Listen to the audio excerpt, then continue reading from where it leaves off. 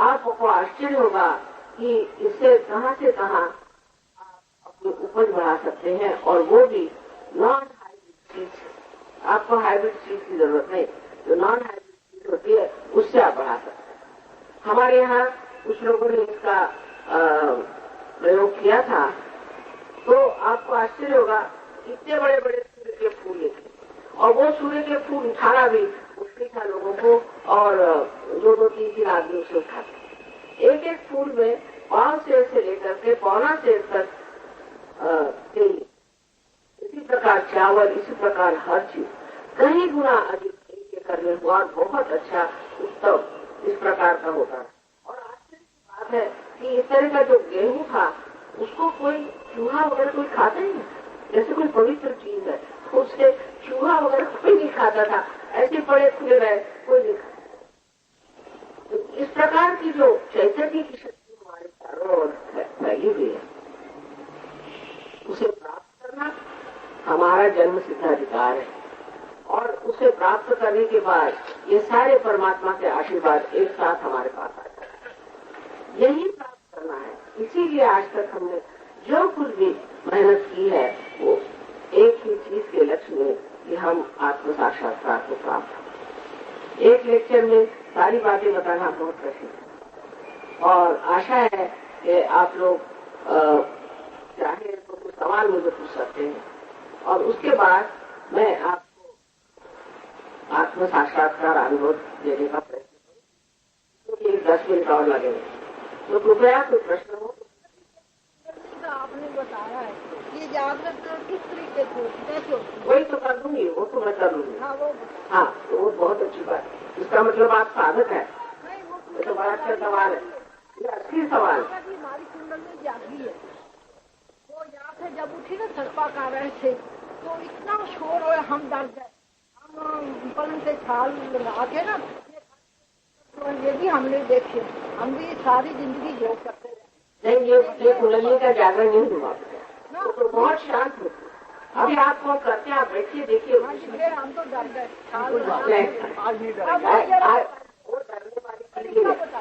अभी बताते हैं, मैं करती हूँ पूरी, आपको कर रहे हैं। हमने सोचा था कि हम लोगों से हमारा मिलाप हो, तो वही ये निर्मल बहन जी का हमें दर्शन होगा। अच्छा, बैठो बैठो बेटा, बैठो, तुमको देते हैं, सबको देना है। बहुत अच्छे सवाल किए। उसके घबराने की कोई बात नहीं, आपको तो कुछ महसूस नहीं होगा जब तक वो सर से ठंडी ठंडी हवा नहीं आएगी। आपको पता ही नहीं चलेगा कुछ हुआ भी, और हाथ में भी ठंडी ठंडी हवा लगेगी। ऐसी अगर गड़बड़ हो गई हो, इस तरह का आपको हुआ हो, तो थोड़ी सी गड़बड़ है, उसको ठीक करना होगा। आपने गड़बड़ नहीं, पर उसमें गड़बड़ होगी। जैसे कि आप देखिए, ये बिजली है, अगर आप वो पता नहीं हो, किसी को अनधिकार हो और वो जाके प्लग में उंगली डाल दे तो जल जाएगी। जानकार होना चाहिए, समझे ना। अभी हम कर देते हैं आपको जाकर। और कोई प्रश्न है? माता जी, मैं हठयोग करता रहा हूँ, लेकिन मुझे इसमें कोई पता ही नहीं लगा कि चक्रों के बारे में। हठयोग कर रहा हूँ। क्या कर रहे हैं? हठयोग। ये कह रहे हैं कि मैं हठयोग करते रहा और मुझे कुछ मिला ही नहीं।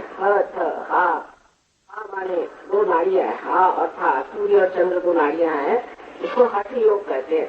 हठ योग में अष्टांग होते हैं, उसमें से आप जानते हैं कि अष्टांगों में से इस तरह के अनेक प्रकार हैं। उसमें से आसन इतना सा एक छोटा सा हिस्सा है। हम लोग हठियों का मतलब है कि शरीर को मोड़ना, शरीर को घुमाना, इसी को समझते हैं। ये गलत बात है। क्योंकि अंत में अगर आप देखें तो किस लिए सब करते हैं? उसी समाधि अवस्था को प्राप्त करने के लिए। और पातंजलि ने पूरी तरह से वर्णन किया है कि समाधि अवस्था को प्राप्त करने के लिए ही ये सब करना चाहिए। अगर उससे सिर्फ आप 7 दिन इस तरह से व्यायाम करते रहे, एक्सरसाइज करते रहे, तो वो किसी काम जो हम आपको जरूर बता सकते हैं कि इस तरह का आसन आप करें। पर ये सारा शास्त्र है। अगर आपको पेट खराब है और आप आपके गले का ही आसन करते हैं, तो आपका पेट तो खराब हो जाएगा, गला भी खराब हो जाएगा। इसका सारा शास्त्र है। कोई जरूरी नहीं कि आप आसन करें सर्जों को, पर अगर जरूरत हो तो बताया जाएगा कि आप एक आसन इतना कर लीजिए, इससे आपको फायदा हो जाएगा। तो हठ योग आजकल का जो है वो सिर्फ मेरी समझ नहीं आता, जैसे कि सारी दवाइयां आप एक साथ खा लीजिए इस प्रकार है। कुछ उसमें ये नहीं सोचते कि इसको क्या हठ योग करना है, कौन सा करना है, कहाँ तक करना है, कौन सी सीमा में रहना है, कोई अर्ज नहीं है। अभी हम आपको दे देंगे। इस प्रकार के अनेक विचित्र विचित्र योग आजकल निकले हैं। मतलब इसका तो पदार्थ खुल गया, आप जानते हैं। हर योग में पैसा नहीं लिया जाता, क्योंकि तो इसका कोई पैसा आप दे नहीं सकते। प्यार का कोई मूल्य नहीं। अपनी माँ जबकि आप उसको आप कितना पैसा देते हैं, उसको तो पैसा समझता नहीं। ऐसे ही कुंडलिनी को भी पैसा नहीं समझता। तो आजकल मार्केट में लोग बैठे हुए हैं, पैसा मांगते हैं और बहुत गुरु लोग पैसा खाते हैं।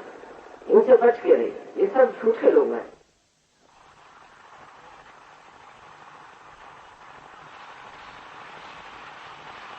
और कोई सवाल है? इंसान केवल चमत्कार को ही नमस्कार क्यों करता है? दूसरा, क्या बिना कर्म के सफलता मिल सकती है? इन्होंने कहा कि मनुष्य चमत्कार को ही नमस्कार करता है। सो क्यों? ये तो मनुष्य की अपनी गलती है कि चमत्कार को नमस्कार करता है। उसको कहना चाहिए कि मुझे आत्म साक्षात्कार दो, मुझे और कोई चमत्कार नहीं चाहिए, मुझे अंदर का चमत्कार चाहिए, बाह्य का चमत्कार नहीं चाहिए। लेकिन मनुष्य अज्ञान में चमत्कार को नमस्कार करता है। ये बहुत गलत बात है। इसी का लोग फायदा उठाते हैं और अधिकतर से ये लोग जादूगर होते हैं जो चमत्कार दिखाते हैं। असलियत कुछ नहीं होती, उसमें कुछ पाने का नहीं होता है। और इन्होंने ये भी पूछा कि बगैर कर्म के फल मिल सकता है। तो कर्म करना भी एक तरह से हमारे अंदर विचार है कि हम कोई कर्म कर रहे हैं। ऐसे हम करते क्या है? यही सोचिए कि हम एक बीज से तो पौधा नहीं निकाल सकते, कोई जीवित कार्य हम नहीं कर सकते। अगर एक पेड़ मर गया, उस पेड़ से एक झोपड़ी बना ली, तो उस मरे से दूसरी मरी चीज बना ली, तो अपने सोचकर हमने बहुत कुछ कर्म कर दिया। तो हम कुछ कर्म करते नहीं हैं, ये हमारी भावना है। वो भावना ही टूट जाती, वो भावना ही टूट जाती कि हम कोई कर्म करते हैं। इस प्रकार आप आत्म साक्षात्कार को प्राप्त करें, क्योंकि ये सारी चीज आपके अंदर बनी हुई बैठी हुई है। क्या कह रहे थे आप? अगर हम मंत्र जाप करते रहे तो उसके लिए कुंडली जागृत हो जाती है कि नहीं? उसके लिए इसके बैठ जाइए, मैं बताती हूँ वजह क्या। देखिए कि कुंडलिनी का जागरण जो है वो सुषुम्ना नाड़ी मध्य नाड़ी से होता है। आप मंत्र का जाप यहाँ से करते हैं और मंत्र का जाप करने से ऐसा ही सोच लीजिए कि जब तक आपका कनेक्शन ही नहीं हुआ, तो आप फोन अगर करें तो आपको क्या लाभ होगा? पहले कनेक्शन होना चाहिए। बगैर कनेक्शन के ही आप बोले जा रहे हैं और उसमें लोग कहते हैं कि हमने इतना मंत्र जाप किया कि हमारा गला खराब हो गया। गला ठीक होने दे रहे, गला खराब हो गया, इसका मतलब ये है कि कुछ न कुछ उसमें गलती रह गई।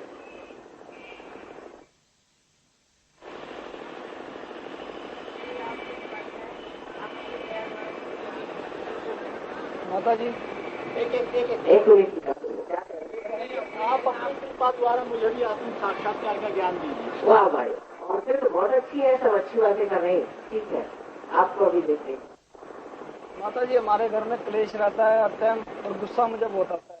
मैंने जिस दिन से आपकी फिल्म देखी है इधर SD स्कूल में, तो आज मुझे पता लगा है, मुझे मेरा दोस्त लेके आया। तो मुझे बस शांति चाहिए। अब धीरे धीरे हो ही जाएगा, सब ठीक हो जाएगा। तुम इसमें ध्यान रोज क्या करो, जैसे बताया गया है उसे एकदम शांत हो जाओ। फर्क आ गया कह रहे हैं? बताइए। इसकी वजह से मैं अब कोई दवाई नहीं करती। हमारे घर में कहते हैं कलेश रहता है, इस प्रकार बीमार रखने की दवाई नहीं है। आप कोई जरूरत नहीं, आप इसे पा लीजिए, सब कुछ ठीक हो जाएगा। जैसे कि हमें लगता है कि हम कीचड़ में हैं, लेकिन कीचड़ में आप कमल स्वरूप है। सिर्फ आपका कमल जो है वो प्रस्फुटित होना चाहिए, उसे ऊपर आना चाहिए, इतना ही फर्क है।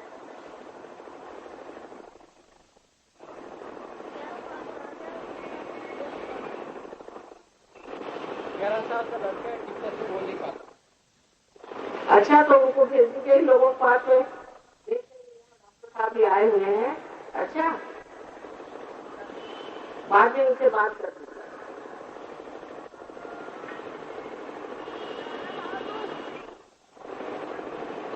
आप आए थे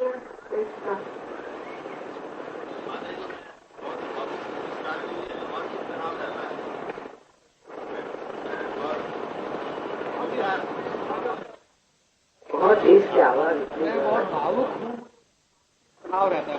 वो तो ठीक हो जाएगा, देखिए वही तो ठीक होना है। एक प्रश्न और है। हाँ, जिस परमात्मा ने हमें बनाया है उसने हमारा भाग्य निश्चित किया है, या हम उसे अपने कर्मों से बदल सकते हैं, या हमारे कर्म जीवन को सफल करते हैं, या हमारा भविष्य निश्चित है पहले से? जोर से बोलोगे तो आप आप वहीं से बात जिस परमात्मा ने हमें हमारी रचना किया है उसने हमारा भविष्य निश्चित किया है, या हम उसे अपने कर्मों से बदल सकते हैं? नहीं, उनको निश्चित किया है कि तुम्हें आत्म साक्षात्कार मिलने वाला है। गीता के चौथे अध्याय में जो है जी, वो प्राण को अपान वायु में हवन करने के बारे में लिखा है। वो सब आप करने की जरूरत है, बहुत हो गई मेहनत। वो हम जो मंत्र जाप है ना, हम मूलाधार चक्र पे ध्यान करके करते हैं। देखिए, आप वो सब मत करो, तुम पालो, चलो। इसके होशियार आदमी है, कोई होता है ना अधिकारी, वैसी मामला है, तो इसको तुम पालो, ये सब छोड़ो। बहुत विचारों को बताया गया।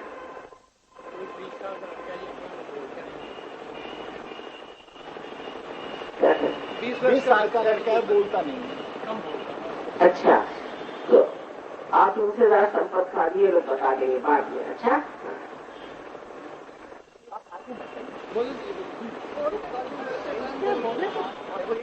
क्या कह रहे हैं? वहीं से बोलिए, बता दो। हाँ, मुझे भगवान क्या कहते हैं, मैं सबका भला करती हूँ, किस पर कोई बुराई नहीं करती। भला करने पर कोई बुराई नहीं। भगवान ने सब कोई बात नहीं, अभी आप बैठिए, देखिए सब ठीक हो जाएगा। बोलिए मन की शांति नहीं है। हाँ, वही कह रहे हैं, बैठिए।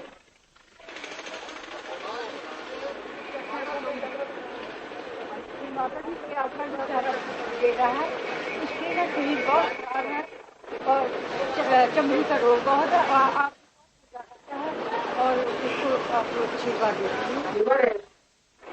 चमड़ी का रोग है। लीवर है उसको, आप डॉक्टर साहब से पूछिए, वो बता देंगे सर्जरी क्या इलाज करना। अच्छा, आप उसका दे दिया मैंने आशीर्वाद, आप डॉक्टर साहब से बता दीजिए, वो बाद में आप बता देंगे सर्जरी क्या करना है। अच्छा, और लग के करिएगा, लग के इलाज करिएगा।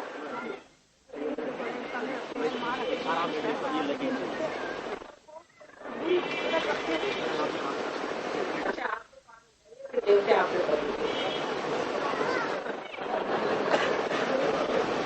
जी, मेरी दादी जी को आंखें वो देख ली। मेरी दादी भी देख नहीं सकती। कितनी उम्र है उनकी बेटा? 65 साल की। हाँ, 65 हाँ, तो ज्यादा नहीं है, देखना चाहिए। माता जी मैं बहुत पढ़ती हूँ, मैं तो तुम ऐसा करो, तुम सहयोग में पूछो कि क्या करना चाहिए, तो सबके इलाज।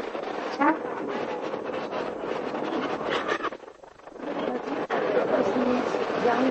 से पूछ लेंगे उधर से।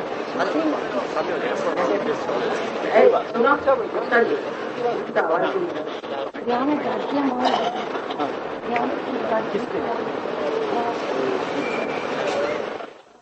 इसके ध्यान में बैठे। राधा स्वामी जी के ध्यान में बैठे। जी सब। अरे हटाओ, इनका क्या ध्यान रखते हो? अभी कल एक लोग बेकार लोग हैं, तुम लोग भी ऐसे बेकार लोगों पीछे में दौड़ते हो क्या? गुरु ग्रंथ साहब में लिखा है जी, चाहे लख चंदा उगे सूरज चढ़े हजार, अन्ना चानन होनिया गुरु जिन को रंजार। हाँ, गीता में भी यही आती है, करोड़ों सूर्यों के समान है। और आपका सवाल बताओ, वो जब साक्षात्कार होता है जी, ये पहचान है जी उसकी, क्या इस प्रकार का प्रकाश होता है? शुरू में नहीं होगा बेटे, बाद में होता है जी।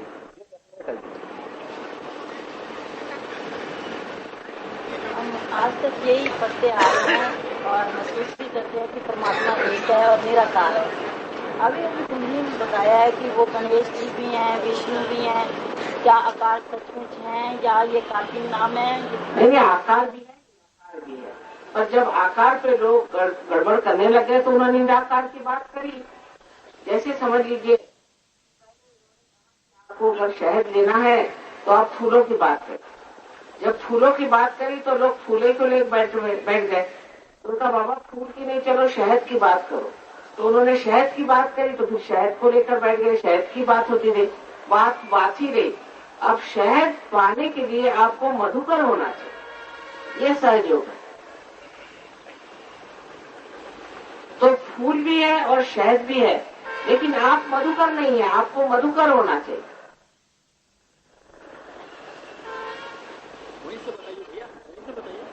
ईश्वर प्राप्ति के लिए हमें कुंडलिनी सहायता करती है, और उसे हम घर में रहकर कैसे प्राप्त कर सकते हैं? बेटे, घर में रहकर होना है, कहीं भागने से नहीं होता। और कैसे करना है? वही तो, बैठो तुम, अभी यहीं देते हैं तुमको।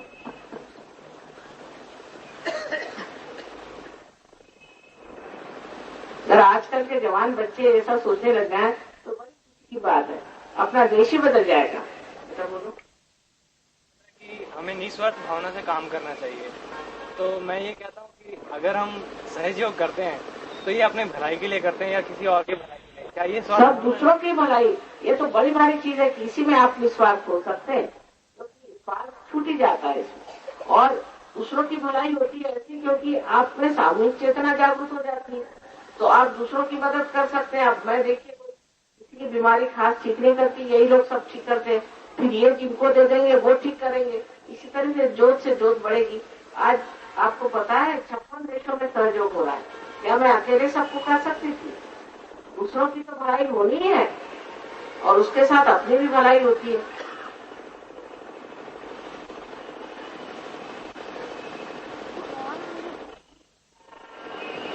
भगवान मुझे बुद्धि दे। हाँ? भगवान मुझे बुद्धि दे। देंगे, बैठिए। बच्चों की बात है, वो बराबर सीधी सीधी बात करते हैं। अच्छा, तो अब सब अगर प्रश्न तो जरा अपने बुद्धि से कहिए और मन से कहिए, थोड़ी देर ठंडा रहे।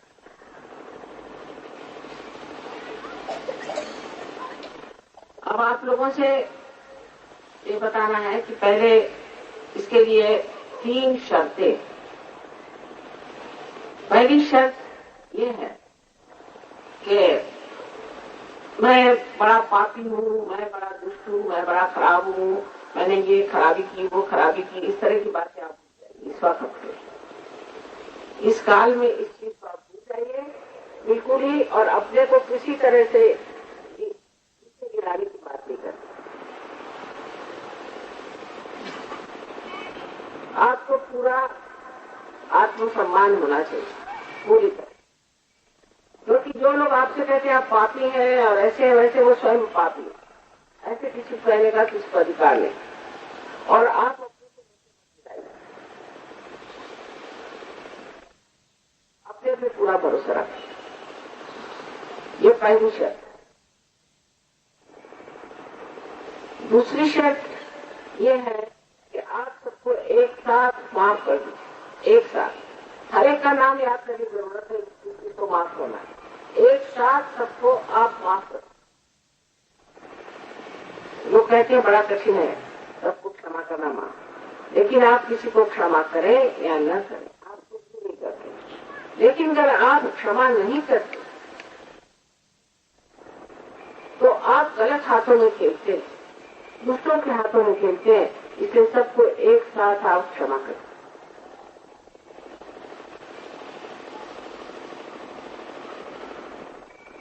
और तीसरी चीज ये है कि पूर्णतया आत्मविश्वास रखें, आप सबको आत्म साक्षात्कार हो जाए। पूर्ण विश्वास रखें अपने ऊपर, शंका नहीं करें कि मुझे कैसे होगा, मैं कैसे प्राप्त करूंगा। समय आ गया है, क्योंकि एक नया आयाम खुल गया है जिसे हम कहते हैं कृतयुग। पहले जो था जिसे हम कलियुग कहते थे, उसी के साथ साथ अब एक नया युग आरंभ हुआ जिसे कृतयुग कहते हैं, जहाँ ब्रह्म चैतन्य स्वयं कार्यान्वित हो गए। और इसके कारण आप सब लोग प्राप्त कर सकते हैं आत्म साक्षात्कार।